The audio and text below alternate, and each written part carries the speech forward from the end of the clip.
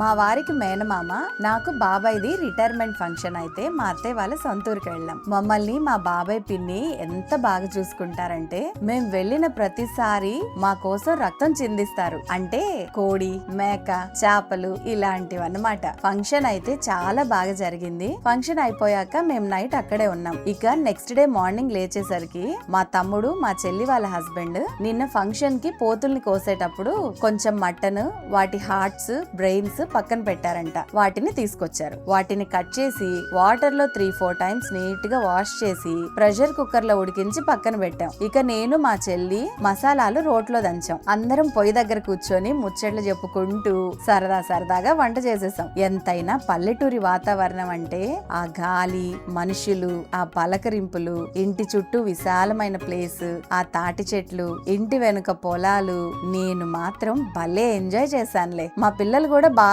ఆడుకొని ఎంజాయ్ చేశారు. అక్కడ ఉన్నంత సేపు ఫ్యాన్ గాని ఫోన్ గాని అస్సలు వాటి జోలికే వెళ్ళలేదు. ఇంకా మటన్ కర్రీ అయితే పొయ్యి మీద వండాం కదా, చాలా బాగా కుదిరింది. మా పిన్ని అయితే చిటికలో భలే ఉండేశారా అని మెచ్చుకున్నారు. మీరు పల్లెటూరుకి ఎవరి దగ్గరికి వెళ్తారో కామెంట్ చేయండి. మర్చిపోకుండా వీడియోని లైక్ చేయండి. మరిన్ని వీడియోస్ కోసం ఛానల్ ని సబ్స్క్రైబ్ చేసుకోండి.